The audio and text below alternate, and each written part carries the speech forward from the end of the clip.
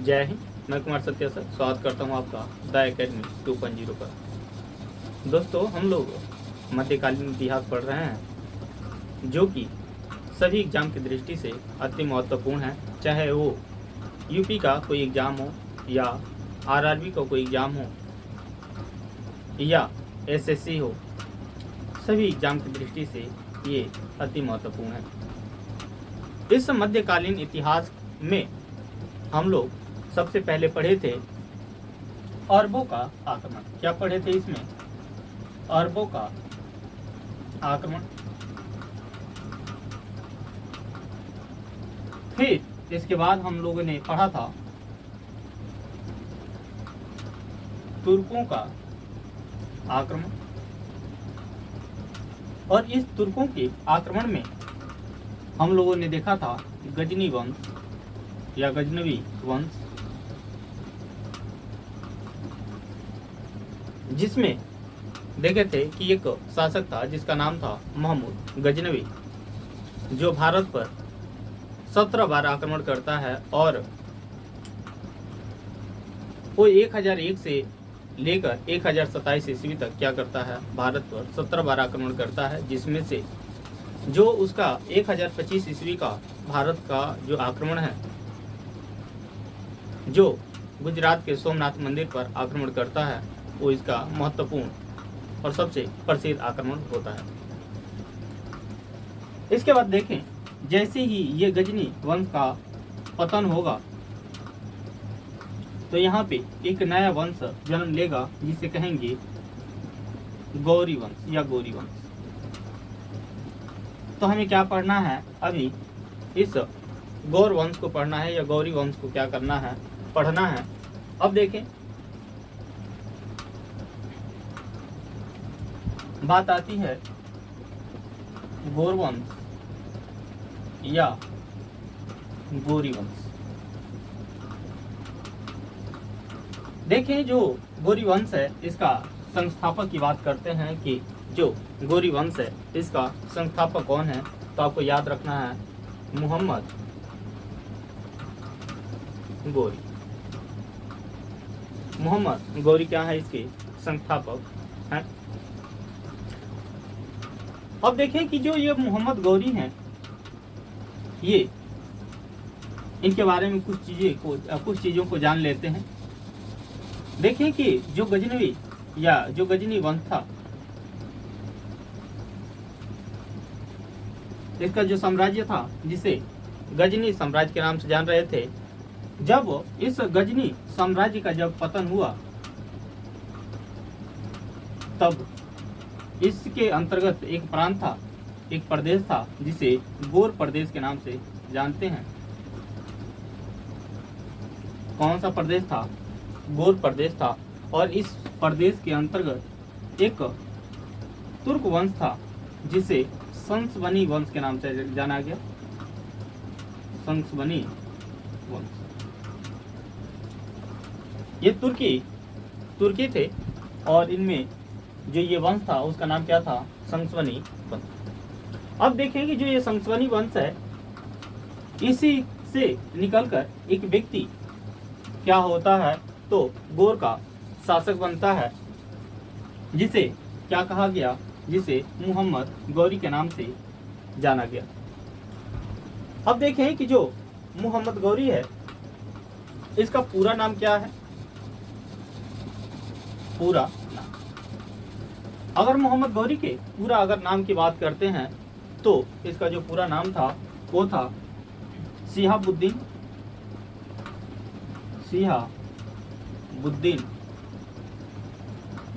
उर्फ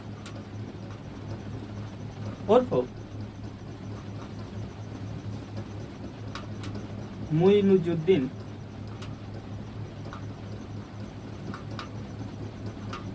मोहम्मद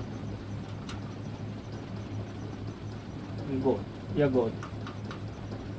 चूंकि ये गौर प्रदेश का था या गौर प्रदेश का शासक था, तो जब ये आक्रमण किया तो यहाँ के लोग जो है उसके नाम के पीछे उसके प्रदेश का नाम या उसके प्रांत का नाम जोड़ा, जिसे गौरी शब्द इसके नाम के पीछे क्या हो गया, जुड़ गया। तो इस तरह से देखें, जो इसका पूरा नाम क्या है, शिहाबुद्दीन उर्फ मुइजुद्दीन मोहम्मद गौरी पड़ा। अब देखें कि जब ये यहाँ का शासक बनता है तो जो मोहम्मद गौरी है ये क्या करता है, तो सबसे पहले 1175 में क्या करता है, 1175 में ये क्या करता है, भारत पर आक्रमण करता है। और भारत के जिस क्षेत्र में आक्रमण करता है उसे कहा गया मुल्तान। उसे क्या कहा गया, मुल्तान। अब देखें कि जो 1175 का भारत पर आक्रमण है, और ये क्षेत्र कौन सा है, सिंध क्षेत्र का मुल्तान है। और ये चूंकि मुल्तान एक अलग यहाँ क्षेत्र बन चुका है उसी सिंध क्षेत्र से, 1175 में जब मोहम्मद गौरी यहाँ पर आक्रमण करता है तो आपको यहाँ से एक बात याद रखनी है, क्या कि ये गौरी का भारत पर प्रथम आक्रमण था। गौरी का भारत पर क्या था, ये प्रथम आक्रमण था। तो यहाँ से आपसे प्रश्न पूछा जा सकता है कि मोहम्मद गौरी ने सबसे पहले भारत पर या पहली बार भारत पर कब आक्रमण किया था।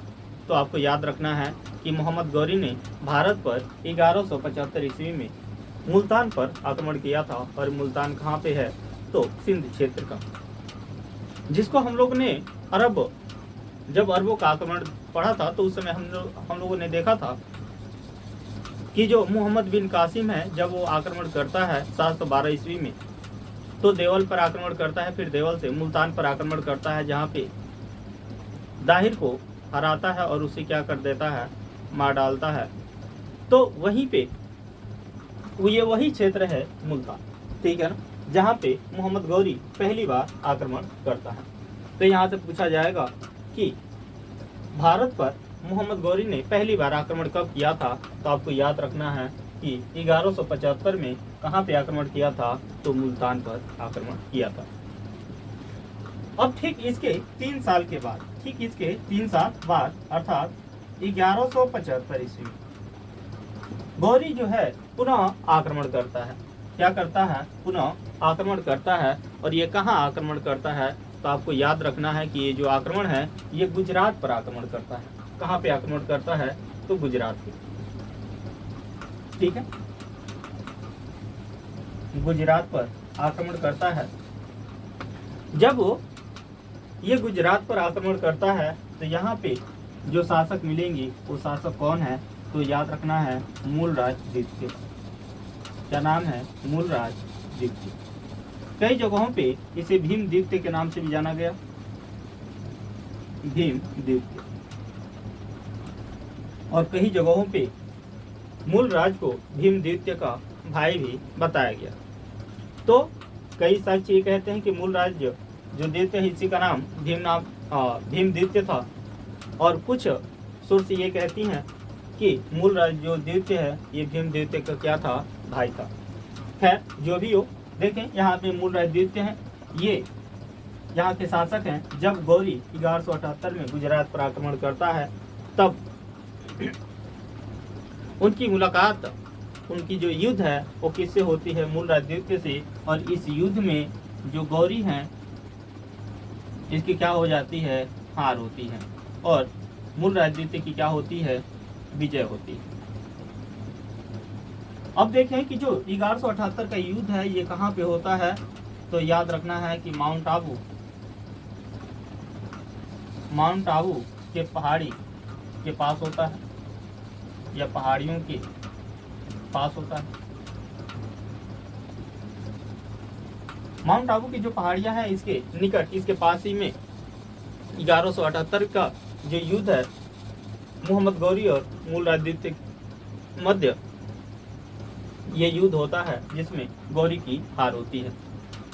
तो यहाँ से एक महत्वपूर्ण प्रश्न ये भी बन जाता है कि गौरी की भारत में प्रथम हार कब हुई। गौरी की भारत में प्रथम हार कब हुई थी? तो याद रखना है 1178 में ये आक्रमण कौन सा था? तो गुजरात आक्रमण था। इस आक्रमण के दौरान इसकी क्या हुई थी? तो मोहम्मद गौरी की पहली बार हार हुई थी। लेकिन देखें इसके कुछ समय के बाद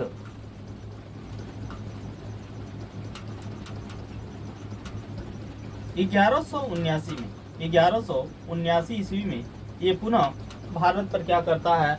आक्रमण करता है। और जब भारत पर आक्रमण करता है तो भारत के किस क्षेत्र को जीतता है? तो याद रखना है कि ये पेशावर को जीतता है। किस क्षेत्र को जीतता है? तो पेशावर को जीतता है।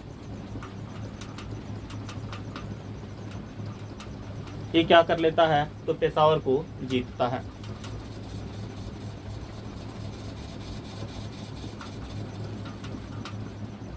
अब देखें 1179 में इसने क्या किया? पेशावर को जीता है। ठीक, इसके 6 साल के बाद 1185 में इसने क्या किया? तो सियालकोट को जीता। किसको जीता? सियालकोट को जीता। इसने क्या किया? सियालकोट को जीता। कब? तो 1185 में। और ठीक इसके 1 साल के बाद 1186 ईस्वी तक इसने क्या किया? तो संपूर्ण पंजाब को जीत लिया। संपूर्ण पंजाब को क्या किया? इसने जीत लिया। ठीक है, तो जो मोहम्मद गौरी है देख रहे हैं कि 1186 ईस्वी तक इसने क्या कर लिया है? तो जो संपूर्ण पंजाब है इसको क्या कर चुका है? जीत चुका है। अब जो इसकी कहानी है, यहीं से इसकी कहानी अब क्या हो जाएगी? बदलेगी। अब होगा क्या? तो देखें यहाँ पे थोड़ा जगह खाली कर लेते हैं ताकि इन चीजों को अच्छे से समझते चले।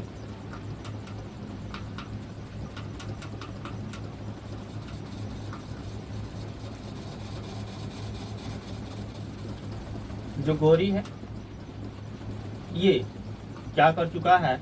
तो 1186 ईस्वी तक इसने संपूर्ण पंजाब को जीत चुका है। संपूर्ण पंजाब को क्या कर चुका है? ये जीत लिया है। जब इसने 1186 तक क्या कर लिया? तो संपूर्ण जो पंजाब है इसको जीत लिया। तब अब यहाँ पे एक बात और याद रखना है कि यहाँ भारत में एक जो शासक है जिसका काफी वर्चस्व है, जिसका नाम है पृथ्वीराज चौहान। पृथ्वीराज चौहान, ये जो है पृथ्वीराज चौहान है, ये चौहान वंश या चौहान वंश से है।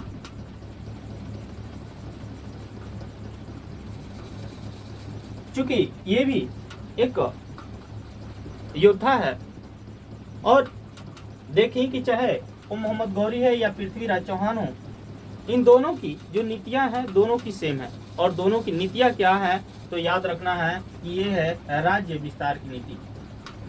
नीति क्या है इनकी? तो इनकी दोनों की ही नीति है राज्य विस्तार की नीति। राज्य विस्तार की नीति। ये जब दोनों राज्य विस्तार की नीति को लेकर चलते हैं तो जाहिर सी बात है कि अपने क्षेत्र को बढ़ाने के लिए, अपने राज्य का विस्तार करने के लिए ये आक्रमण करेंगे। तो यहाँ देखें जो पृथ्वीराज चौहान है इसका क्षेत्र कौन सा है? तो ये अजमेर का क्षेत्र है। अजमेर व दिल्ली का क्षेत्र है, जिसपे जहाँ के शासक कौन है? तो पृथ्वीराज चौहान है।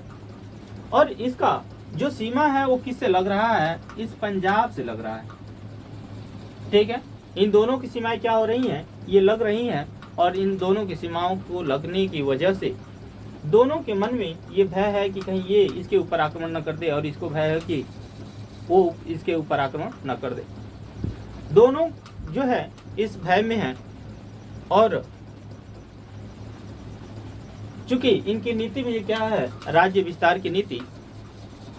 इसी राज्य विस्तार की नीति के तहत ये क्या कर लेते हैं, तो जो गौरी है ये पृथ्वीराज चौहान के ऊपर आक्रमण करता है। जब आक्रमण करता है तो याद रखना कि यहाँ पे तराइन का प्रथम युद्ध होता है। तराइन का प्रथम युद्ध, और जब तराइन का जो प्रथम युद्ध है ये कब होता है, तो 1191 ईस्वी और किसके मध्य होता है, तो याद रखना है कि मोहम्मद गौरी व पृथ्वीराज चौहान के मध्य हुआ। पृथ्वीराज चौहान,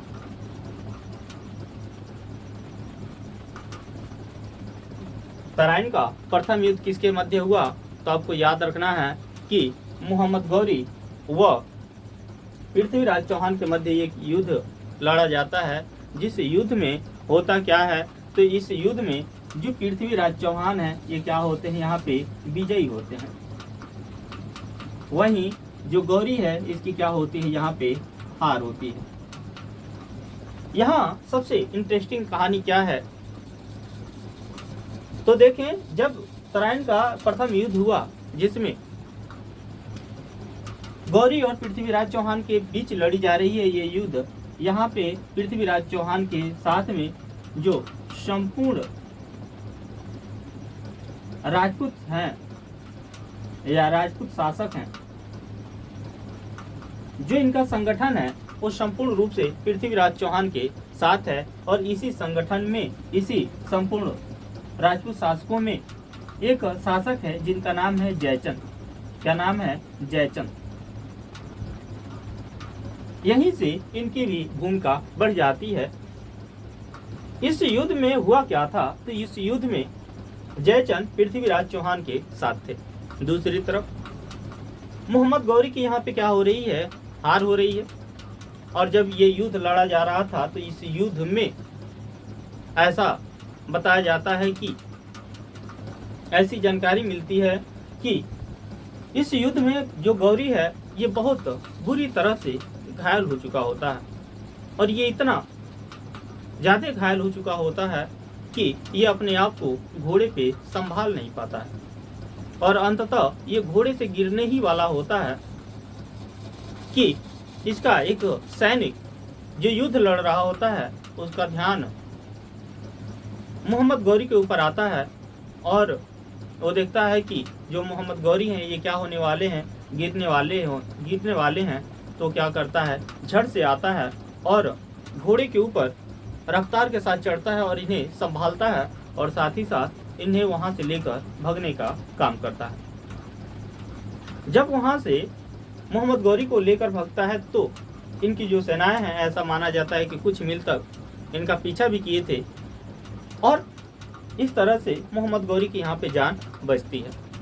लेकिन हुआ क्या इसके बाद हुआ कि जो जयचंद है ये क्या करते हैं, तो एक स्वयंवर का आयोजन करते हैं। स्वयंवर का क्या करते हैं, आयोजन। और ये जो आयोजन है ये किसके लिए है, तो इनकी एक पुत्री है जिसका नाम है संयोगिता। इस संयुक्ता के विवाह के लिए जो जयचंद है एक स्वयंवर का आयोजन करते हैं और इस स्वयंवर में जो पृथ्वीराज चौहान है इन्हें आमंत्रित नहीं करते हैं। लेकिन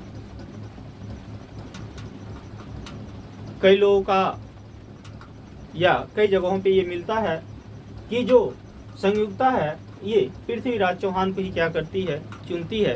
क्योंकि पृथ्वीराज चौहान को यहाँ पे आमंत्रित नहीं किया गया है, लेकिन फिर भी जो पृथ्वीराज चौहान है अपने दल बल के साथ, अपनी सेनाओं के साथ इस स्वयंवर में आते हैं और संयुक्ता इन्हें क्या करती है, चूज करती है और पृथ्वीराज चौहान इसे क्या करते हैं, यहाँ से इनको लेके चले जाते हैं। क्योंकि इस स्वयंवर में पृथ्वीराज चौहान को आमंत्रित नहीं किया गया है, तो पृथ्वीराज चौहान जब यहाँ आते हैं तब जयचंद है इनकी बहुत बुरी तरह से इनको अपमानित करते हैं और अपमानित करने के बाद इसकी पुत्री को लेके चले जाते हैं। तब इस अपमान का बदला लेने के लिए जो जयचंद है ये क्या करता है, मोहम्मद गौरी को पुनः पृथ्वीराज चौहान पर आक्रमण करने के लिए आमंत्रित करता है, ठीक है ना। और जब आमंत्रित करता है तब याद रखना कि तराइन का द्वितीय युद्ध होगा। तराइन का कौन सा युद्ध होगा, द्वितीय युद्ध होगा। और ये जो द्वितीय युद्ध है ये कब होगा, तो ठीक 1 साल बाद यानी 1192 ईस्वी में। 1192 ईस्वी में क्या होता है कि तराइन का द्वितीय युद्ध होता है और इस द्वितीय युद्ध में गौरी व पृथ्वीराज चौहान फिर आमने सामने होते हैं। पृथ्वीराज चौहान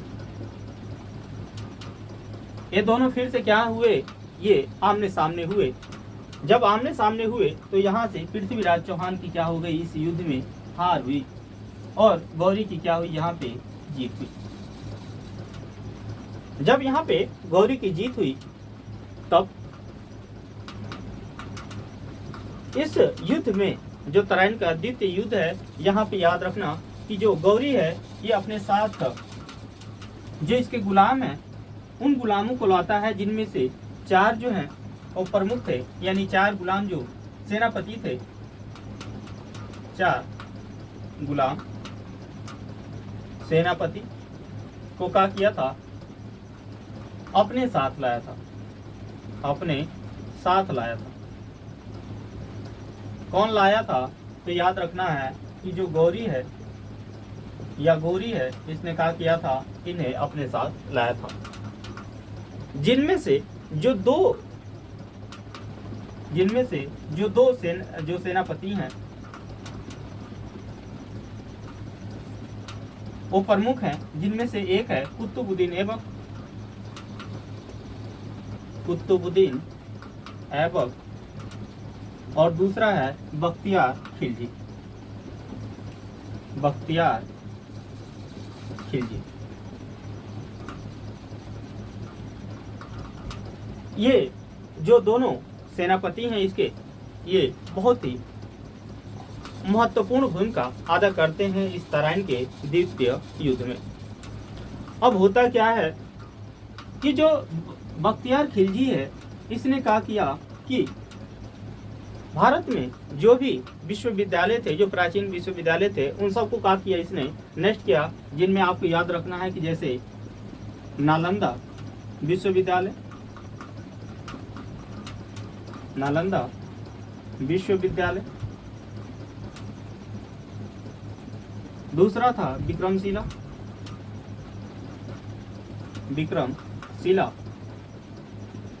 विश्वविद्यालय,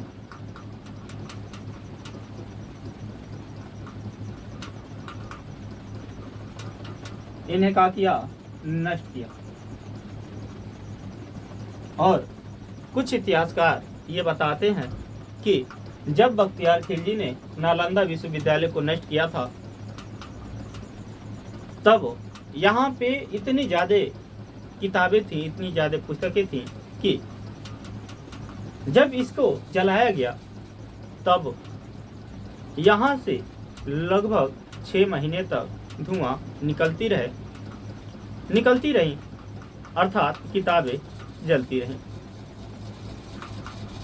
अब देखें, चूंकि जो मोहम्मद गौरी है इसको किससे अभी बदला लेना है, तो जयचंद से भी बदला लेना है, क्योंकि जब तराइन का प्रथम युद्ध हुआ है तब पृथ्वीराज चौहान के साथ में कौन था, तो जयचंद था। तो जयचंद से बदला लेने के लिए याद रखना कि 1194 में, कब, 1194 ईस्वी में जो मोहम्मद गौरी है ये क्या करता है, तो जयचंद पर आक्रमण करता है। और जयचंद पर जब आक्रमण करता है तो इसे कहा गया चंदावर का युद्ध। इसे क्या कहा गया, चंदावर का युद्ध। चंदावर का युद्ध। और ये चंदाौर का युद्ध कब हुआ? तो 1194 ईस्वी में हुआ। इस युद्ध में हुआ क्या? तो जो चंदाौर का युद्ध है, इस युद्ध में जो जयचंद है, जयचंद, इसकी क्या हुई? पराजय हुई। और जो गौरी था, इसकी क्या हुई? विजय हुई। अब देखें, जो जयचंद है यहाँ पे पराजित होता है, तब इस जयचंद को जो गौरी है ये क्या करता है? मार डालता है। ठीक है, इसे क्या किया? मार डाला। उसके बाद से हुआ क्या कि मोहम्मद गौरी 1206 में, 1206 ईस्वी में कुतुबुद्दीन ऐबक को इन जीते हुए क्षेत्रों का क्या किया? तो प्रशासक नियुक्त किया, प्रशासक नियुक्त किया था। और ये प्रशासक नियुक्त करके ये क्या किया? तो 1206 में ये अपने साम्राज्य वापस गया। क्या किया? वापस जा रहा था, वापस जा रहा था। जब ये वापस जा रहा था, तब दम्यक, जो दम्यक नामक स्थान है, इस दम्यक में जो मोहम्मद गौरी है, इसकी क्या कर दी गई? हत्या कर दी गई। कब हत्या की गई? तो याद रखना, 15 मार्च 1206 को क्या की गई? तो गौरी की हत्या कर दी गई।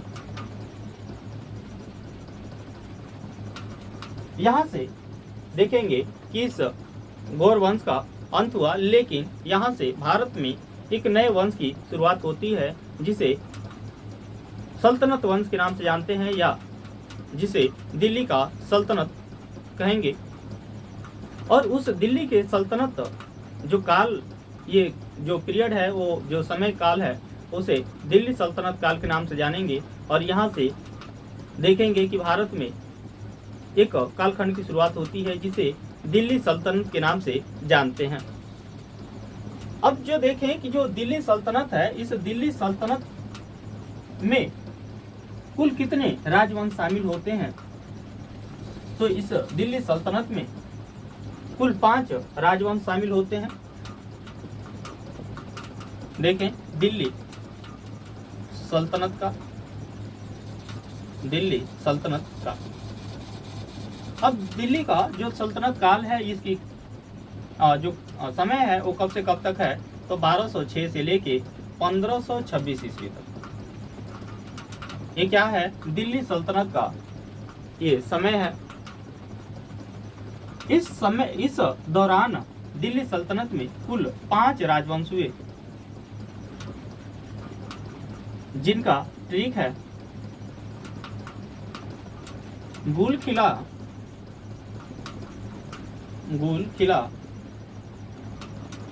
तोड़ा सैयद लोदी ने, तोड़ा सैयद